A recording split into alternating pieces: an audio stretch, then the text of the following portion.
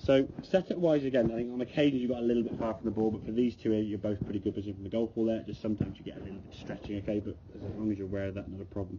The drill you were sort of trying to do to sort of set the golf club, you kind of thought it was there, but in reality, it's still going in behind your toes, a little bit too far back behind you. So then when you swung a golf club there, that sort of position, when you swung the golf club, the club is going to fold in.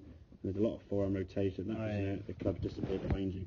This one here now, when the club goes back, okay, is kind of what we're looking for. Okay, so the club's staying more in front of you. I did change the button. My thumb goes across the screen. So just there you go. That's your takeaway there. Okay, the club's staying more in front of your hands as you go back. Now, what you'll notice when you go back, because you had that feeling of the club going back there now, you're there rather than there. You see, so you actually get the club more in front. Top of the backswing now, your left arm's higher and fuller, whereas there your left arm's low and not really a full backswing. So we get it. It's starting to sort of pushing up gradually over time. So is the idea that your left arm really kind of be a sort of across your shoulders, not across your shoulders roughly, but as I said, there's an area between kind of those red lines where your hands and arms can be. There are guys who've got flat swings. I think you'll always be on that sort of end of the spectrum where you're on a flatter side of the swing, whereas someone like Jim Firk's arms up there somewhere. Not saying it's right or wrong, but it's what's personal to you. What can you do? What position can you get into? Distance-wise, does it matter? In terms of length going back? Or distance the ball can go? You're talking there, no. You wouldn't get any more distance necessarily, no. Because how you transition down to there, the real thing is what you do from there. When you're in this position here now, see your hands now sort of throwing out to the golf ball, and the club now has come out to and was thrown the club too far that way. Whereas this one here now, your hands you can see now starting with a little bit more downwards in hitting area, okay, and then we start getting the golf club coming down in.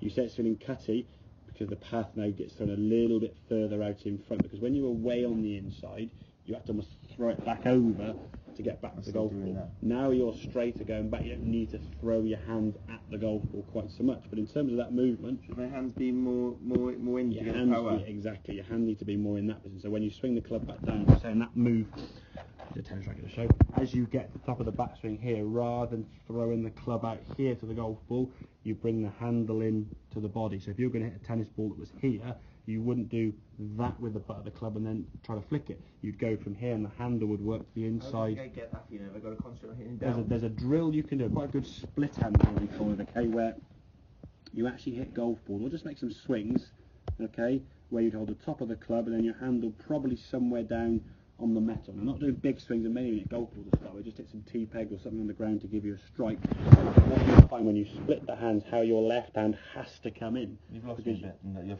Okay, that's what I'll say. Basically, all you do is basically make a small swing with split hands. Right. Your hands on the club like that. Okay, so you have a split hand, okay. But what you'll do, because your right hand's going to want to go to the golf ball, the left hand has to come in. So it'll start giving you the feeling. Exactly. And that's what we're trying to do.